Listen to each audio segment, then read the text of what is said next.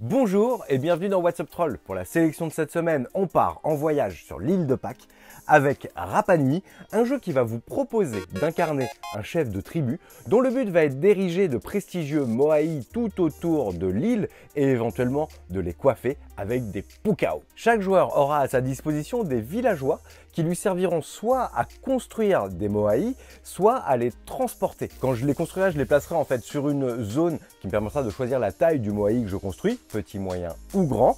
Et quand je les mettrai sur le plateau central, sur la carte de l'île, ils permettront de les transporter. Une fois un moaï construit, il faudra le déplacer de case en case pour l'amener sur une zone sur laquelle il peut être érigé. Pour traverser ces cases, il faut qu'il y ait forcément un villageois, que ce soit le mien ou que ce soit celui d'un autre joueur. Le truc avantageux, c'est que quand vous allez transporter le moaï d'un autre joueur, vous allez gagner un bonus de ressources, alors que quand vous transportez votre propre moaï, évidemment, vous ne gagnez rien de spécial. Une fois le moaï érigé, vous obtenez des ressources qui dépendent, le nombre de ressources que vous récupérez dépend de la taille du moaï. Évidemment, plus il est grand, plus vous gagnez de ressources.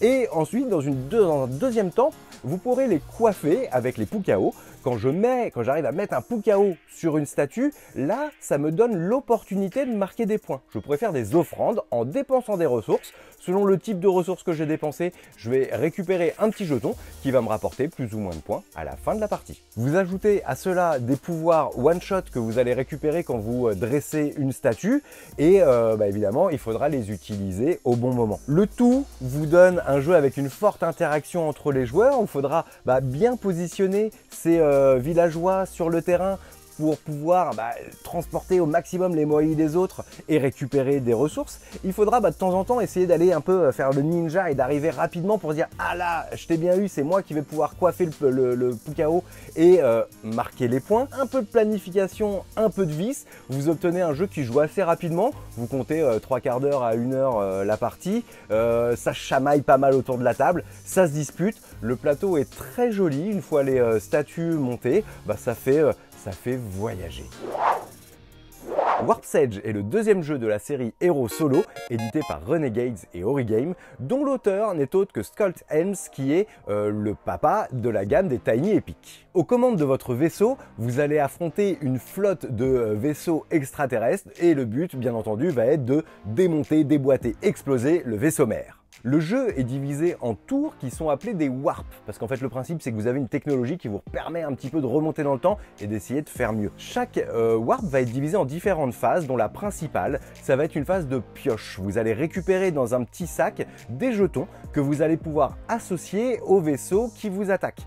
Vous avez dans ces jetons des jetons de laser qui vous permettront de faire des dégâts, des jetons de manœuvre qui vous permettront d'esquiver les vaisseaux ennemis et des jetons d'énergie qui vous permettront d'acheter de nouveaux jetons garnis de différents pouvoirs. Les jetons que vous achetez vont aller dans votre sac, donc on retrouve une mécanique de backbuilding puisque le but sera évidemment d'avoir des jetons toujours de plus en plus intéressants. Une mécanique et des règles simples qui vont finalement vous proposer un sacré challenge puisque la difficulté est au rendez-vous. Et ça, moi, c'est toujours ce que je demande à un jeu solo, c'est que ce soit difficile, c'est qu'on en bave pour pouvoir y arriver. Parce que croyez-moi, va falloir se les démonter, ces hordes d'aliens, pour pouvoir attaquer le vaisseau mère. L'autre truc que j'ai trouvé très sympa, c'est qu'il y a une rejouabilité qui semble assez énorme, puisqu'au début de la partie, vous allez choisir un vaisseau. Il y en a 4 différents dans le jeu. Chaque vaisseau est différent avec ses avantages, ses inconvénients, avec ses jetons qui lui sont propres. Chaque deck de méchants, selon le vaisseau mère que vous avez choisi, va vous apporter une dose de hasard dans le tirage des vaisseaux, donc il faudra s'y adapter constamment. Des cartes tactiques qui sont un peu des compétences que vous allez récupérer au début de chaque warp, mais attention, vous n'en récupérez finalement que 4 ou 5 sur toute la partie, donc vous ne les verrez pas toutes. Donc à chaque fois, voilà, à vous vraiment d'aller trouver les meilleures combinaisons par rapport aux différents éléments qui vous sont proposés. Et enfin, le jeu vous propose une petite nouvelle qui est un peu sous la forme d'un livre dont vous êtes le héros, qui va en fait, selon les choix que vous faites, vous proposer une mise en place différente. L'idée, c'est que je lis mon livre, je fais mes choix et à la fin, ça me dit « Ok, selon les choix que tu as fait, tu vas prendre tel vaisseau, tel méchant, tel scénar. » Et ça, c'est un petit plus, c'est pas indispensable, mais c'est vraiment un petit plus qui rajoute du corps à l'ensemble du jeu. Cette semaine vient d'être décerné le prix du Diamant d'Or qui récompense en fait les jeux experts. Les 3 premiers dans le trio de tête, on retrouve Beyond the Sun, qui n'est pas encore sorti en français, mais qui sera localisé en fin d'année chez Matago. La place numéro 2 vient pour Praga, qui lui sort là tout bientôt, on l'attend vraiment pour mai-juin chez Atalia, et c'est un jeu de Vladimir Suchy qui est l'auteur de Underwater Cities, pour vous dire un petit peu le niveau d'attente qu'il y a sur le jeu. Le numéro 3, c'est Bonfire, dont on avait déjà parlé dans un précédent WhatsApp Troll, qui est un jeu de Feld, moi qui m'avait bien titillé. Et si je vous en parle, c'est pour vous présenter aujourd'hui le numéro 4, qui ne finit pas sur le podium, mais moi qui m'a fait forte sensation. Il s'agit d'Alma Mater. C'est un jeu d'auteur italien, d'auteur au pluriel, dans lequel en fait vous allez jouer des universitaires. En fait, votre but, c'est de développer votre université. Alors, c'est globalement un jeu de pose d'ouvrier, puisque vous allez donc avoir des maîtres que vous allez positionner sur différents emplacements du plateau. Je place mon maître, je réalise l'action. Le jeu est hyper touffu, donc je ne vais pas spécialement rentrer dans les détails de la mécanique, parce qu'il y a vraiment beaucoup de choses à faire. Moi, le truc qui m'a le plus marqué, c'est la montée en puissance. Puisqu'une partie, ça va durer 6 tours. Et à l'issue du premier tour, on se dit: ah ok, le tour il est fini, mais j'ai strictement rien fait. Et en fait, c'est au fur et à mesure, vous allez débloquer des bonus. Ah bah comme j'ai recruté cet élève-là, ça me permet de scorer ce truc-là. Ok, je recrute un professeur, je l'incline, je déclenche le pouvoir du professeur. Ah super, comme j'ai fait ça, je peux récupérer cette ressource-là, plus d'argent, etc. Un livre que je vais acheter, que je vais vendre aux autres joueurs. Voilà, il y a vraiment beaucoup de choses. Et cette montée en puissance est super sympa, c'est très sexy. Par contre, attention, votre première partie, c'est vraiment de la découverte.